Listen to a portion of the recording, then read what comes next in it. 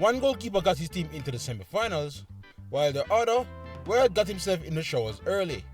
It was pure pandemonium and this quarterfinal leg 2 review show. Yeah, people, welcome back to JPL Fan, and we finally know our 4 semi-finalists. But before we get to there, let's look back on the 2 games I played last night. Starting with the defending champs taking on Portmore United. In terms of the starting lineup for Cavalier, well, they finally have a striker in the lineup as young 17-year-old Jamaican Dennis get the start up top, which means that Adrian Reed sits out in midfield as practically the only real change in the team. Well, as for Portmore United, they switched out their midfield pivot completely as Knight and Rose were benched in favour for Ramon Howell and Shandy James. Now, when this game kicked off, well, it actually was a very lively affair as only with a minute on the clock, Shandy James always made an immediate impact after getting the start this time around with his header right here that just managed to go wide. But Cavalier, who I thought started the last game very flat, came flying down the other end and their main marksman Dwayne Atkinson got an early sighter at goal, but Daniel Russell did well to get it out for safety. The game after that would be a bit of a clash of styles, but Cavalier was starting to now dominate the ball and dominate the possession. They were looking quite comfortable on the ball and it was a stark contrast to their first half they had in the first leg. Cavalier was definitely testing Portmore's defense. A good example of this came with his magnificent ball played into the box, but Stephen Young put his body on the line for his club and got the ball for safety despite taking a clattering to the head. But that just boosted Cavalier confidence and they kept the ball well after that, and honestly, both Leng and King looked fairly comfortable. But apparently in the 28th minute, Leng was apparently too comfortable as he easily gave away the ball right here to Benbow, who played a one-two with Brown and then was on his way down the left-hand side. He played a ball into the box that managed to find Ronaldo Robinson, who came on his left once again, hit a ball towards goal, but it seemed it was easily blocked. But to everybody's surprise, Odette Hamilton actually pointed to the spot. It was a penalty and one we couldn't really see with the naked eye, but you look back on the replay, it was a great spot by the referee and we just have to give her credit. No, I thought this would be a perfect for Romeo Guthrie to get his first goal of the playoffs, but Rousseau will actually be the man to step up and take it, and it was a poor effort that was well saved by Bartlett, who got it off for safety. A massive stop by the St. Lucian keeper, who was heavily criticized this season for many mistakes, but that's a glimpse of how good he really is. Portmore fans probably can't believe how they missed that chance, but from the in-swing corner, they will even miss a greater one. The ball floated all the way through into the box and bounced through all the players into the 6-yard box and away for safety. Somehow, it missed any blue shirts that were there to be able to tuck it in. But the game was getting spicy at this time as Cavalier did not take that line down and came straight down the other end, and where this good ball was played in once more for Busy Atkinson, a combination of Rousseau and Shandy James did well to block him on the doorstep. At this point, it really seemed this was going to be a one-goal game. Cavalier again kept the ball well though and keep coming at Portmore and did well again right here, but again they did well to read the plays and managed to keep their sheet clean. But in terms of their attack, they honestly should have gotten the goal right before the halftime break. Some good work right there. Sorry, but Javier Brown got free down the left-hand side in the box and staring at Bartlett on the goal. He aimed for the far corner but misses wide. Another massive chance for the Sun City boys, and that goal would have been timely at the halftime break. Second half now, I felt that Portmore started a bit more brightly in this one as they looked with more purpose to do something. But honestly, it was a tactical chess match with both teams not really budging and not the greatest excitement happening in each final third. All that changed though in roughly the 65th minute. Look at this absolute treat of a ball from Romeo Guthrie, pinpoint into the 6-yard box, and for the life of me, I still can't understand how Javier Brown misses this. Another huge chance for Portmore, and they only have themselves to blame that they haven't scored yet. The close battle between two teams will go on after that, and honestly I was just screaming at Rudolph Speed to make some changes into the attack to freshen up Cavalier, who looked dead on their feet. It felt as the second half went on, it just felt like Portmore were coming into their own and controlling the game more and more. This shot by Zimenez was another good example of that as he got space to try his luck, but Barkley can be thankful they didn't put him in too much danger. Cavalier honestly didn't really muster much going the other end, and eventually it seemed that both teams were reserved and were accepting of the game going into extra time. And that's what we got at the 98th minute. The game went on for 30 more, and I felt that majority of the fans in the stadium were just wondering if we were ever going to get a goal tonight. But I've been saying it all the days leading up to this quarter-final match, that you need a special player in these special times. And that's what Cavalier have in Dwayne Busy Atkinson. Just look at this neat play that he set up before he stomped into the box. And while Adrian Reed's true pass was cut out by Zimenez, guess who was there on hand to make lemonade out of lemons, as Busy Atkinson was in the right place at the right time to chip the ball past Russell and into the back of the net. Finally he scores, and so does Cavalier, and that's a huge goal late in extra time. Portmore did find some energy to try get something back immediately right after that, as they played some dangerous balls into the box, but even with Jeremy Lynch coming on, they did simply lack the cutting edge up front. They would try but never get really too close to Cavalier's goal, and eventually the time would run out and the Duncan Destroyers would be the ones celebrating as they march forward into the semi-final. So they managed to do it, a very scrappy game, and they got by in the end. But how is the game towards our stats? Well, as I said to you, Portmore was the much better team in that second half. They had majority of possession with 59%, and they also had more total attempts with 14 compared to Cavalier's 9. 3 on target only for Portmore though out of that 14, and yeah, Cavalier only had 2 on target, but they managed to get 1 goal from it, which is the more important stat. 1 yellow card to Cavalier and 2 to Portmore, as he was far from being a dirty game, and of course no red cards. Alright, let me start with Portmore first. Man, it got to be some kind of curse that is being placed on this team this season, because once again they outplay their opponents, they create numerous gilt-edged chances, and yet the ball would just simply not find its way across the line and into the goal. I'm still mesmerized on how Brown missed that chance in the second half, and as well as Russell will probably feel regretful about that penalty miss.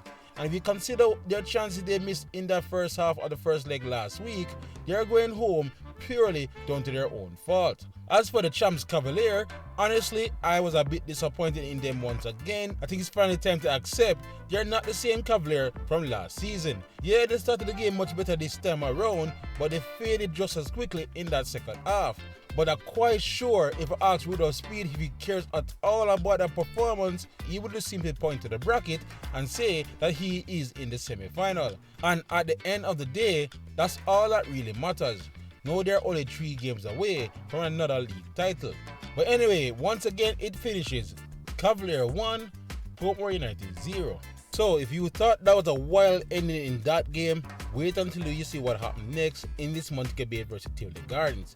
In terms of the starting lineup first, well, Montego Bay only really made 1 change, as Chanel Thomas did not recover in time from his knock, so the Brazilian Ferreira comes in that number 10 position. As for Tivoli Guns, they gave up one of their main attackers from suspension in Lennox Russell as he come back in the team to try and get them some much needed firepower to get back into the tie. But when the game started, it was clear from Montego Bay United they did not come here to sit and defend on that 2-1 lead. They started the game much faster, and they were led by their captain as Gordon made an early curling effort and tested Clark in goal to make sure he was awake.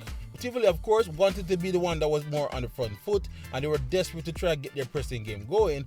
But Montego Bay United, who was now seeing this style for the 5th time this season, was pretty confident playing the ball in and around the buzzing green shirts. The only problem though, they weren't really carving up no clear-cut chances. Ferrer himself had a weak effort here at the tight angle, but that was never really going to trouble Clark, while the goalkeeper himself looked like he wanted to give them another goal on this occasion, but lucky for him, his mistakes did not lead to a goal again this time. But Mobay kept up the pressure, and with Fletcher free kick right here, he stung the palms of Clark once again, but they still could not find that much needed 3rd goal to kill his tie off for good. But on the other end, they were doing well to keeping Tivoli attackers in check. Honestly, Fuller, Nelson and Russell didn't get much space to do much on the other end until this one lapse in the concentration saw Matt Russell receiving the ball in the box, and I still not sure why he did not pull the trigger on the first attempt, as he dilly-dally on the ball and missed out on a great opportunity to strike and get Tivoli back into the game. And Mobay would not give Tivoli any more chances like that for the rest of that first half, as they kept the ball well, even though they didn't make much of it to themselves to get that 3rd goal. Second half now, and Paul Teagat Davis let me feel like I'm a genius when it comes to this thing, because I did say in the previous show earlier in the day that he would look for that third goal as much as again in the first half, and if it didn't work, he was going to have his team sit and be reserved and dare Tivoli to break them down. And that's largely what we got in the second half. Tivoli were not the ones that got majority of the ball, but couldn't conjure up anything too creative to really get no serious strike on target. This cat and mouse game basically lasted for over 20 minutes, up as Tivoli were absolutely frustrated as they really could not find a way in. But I'm quite sure Davis himself knew that all Tivoli would need is one goal and they will be back in the full swing of things. So a third goal was definitely needed, and it was just a matter of how they could find it. Because roughly by the 69th minute, a nice ball played over the top by Ferrer for the always streaking Fletcher running into space, and he smartly got ahead of the Tivoli back line and he entered the box looking one-on-one with the goalkeeper before he was clumsily taken down by Barton Price. Referee O'Shane Nation was quick to point to the spot as it seemed on replay to be the right choice. But this was the same end that Barkley saved that penalty earlier in the night, so Clark was hoping to do the same when he faced Fletcher from 8 yards out. But Fletcher himself made a very poor spot kick and he was well saved. And even at this rebound, I have no idea what he was thinking, holding down the X button so long and ballooning the ball over the bar. I thought Brown's miss would be the worst of the night, but Fletcher's miss right there really takes the cake. But before Tivoli and their fans can even celebrate, O'Shane Nation gave a red card to Nicholas Clark. At first we weren't sure what was happening, but when you look back on the replay, Clark for some mad reason went up into the face of O'Shane Nation, bounced him and had a few choice words for the referee. I have no idea what got in his head, but he got a red card and an early ticket home as he tarnished his side chances of getting back into the tie. We also saw some of the other Tivoli players that was rushing O'Shane Nation after that penalty kick was taken, and it's another sign, just like what happened in the first leg, seems to lack serious discipline. Even one of the assistants on the bench got a red card, and Clark himself had to be wrestled off the pitch despite getting a red card. Honestly, it was all a little bit embarrassing for Tivoli and the league overall. But at least the final 10 players got on with things and they weren't looking too shabby of trying to get back into the game. But remember, this team seemed to have a discipline problem, as in the 88th minute, Lennox Russell went chasing down for a ball. Burton comfortably got it first, but Lennox Russell decided to leave a bit of an elbow in Burton's stomach and then played the dumb guy act when O'Shane Nation came to him and gave him the second yellow card. Again, I have no idea what is going through this guy's head, as it seems they really have no interest of going to Montego and playing a semi-final. Another dumb move, and now Tivoli were now down to 9 men. But I guess I have to respect the rest of the teammates. They seemed like they were still fighting and they were actually causing Montego some trouble in the box, making Montego realize they would still need to kill this game off. And they will finally get their goal late on. Tivoli's captain Keno Simpson had the ball way up the pitch, trying to spark an attack, but he lost the ball to Gordon, who came streaking down the other end before he found his longtime strike partner, Brian Brown, who coolly slotted through the goalkeeper's legs and into the back of the net. Finally, that was the killer blow that they needed, and Montego were simply now out of sight. Then, to make matters worse for Tivoli even further, Fuller, in the defensive side of things now trying to make a challenge, got himself severely injured and had to be substituted out of the game, which is a shame because it might have been a big summer for the young man. So from here, I guess everybody was waiting for the game to tick away. It's clear that Montego was not going to lose this, but credit to the few remaining players that were out there fighting for the Tivoli badge, as they still find a way to conjure up something and got a goal back in the 93rd minute.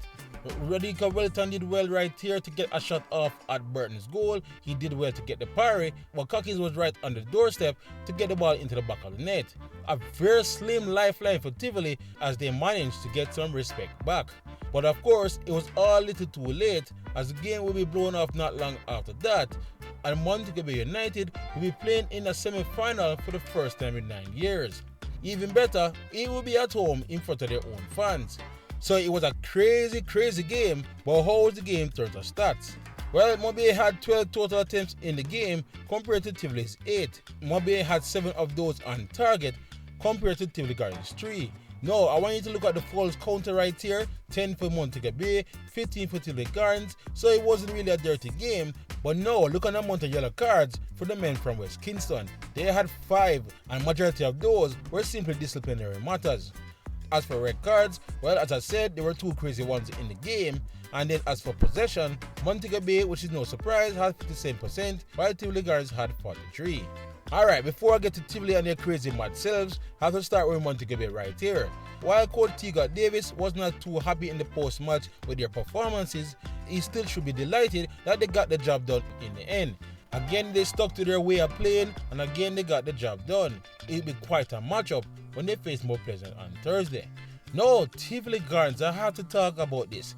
I am so ashamed of what they displayed tonight. Anybody was new to the league and was watching that display after the penalty save, they surely would not be coming back. I have no idea what was going through Clark's head as he completely killed his side chances after making a big save to give them hope. And then of course his behavior at the end when he was asked to leave the field wasn't a pretty side either. And then Lennox Russell went things even harder to get himself a silly red card to come out of the game. Honestly, they let their teammates down, they let down Jerome Wade down, and they also let down the entire Tivoli Gardens community. It was simply a very poor display, and it's a shame after 39 games of scrapping and fighting into the last playoff spot, that's the way they went out this season. But anyway, once again it finishes Montego Bay United 1, Tivoli Gardens 1, and of course Mo Bay marches on 3-1 on aggregate to the semi-finals. But guys, that is the quarterfinals done and dusted as we move to the semi-finals and welcome into action Arnie Guns and More Pleasant all the way into the second city on Thursday. And I will be here to bring the review show for you guys, of course, so please like, subscribe and share as we look to keep you all up to date on everything in the JPL leading up to the final on May 23rd. Otherwise, for great JPL content, you are already at the right place, JPL Fan. YouTube, pick up yourself.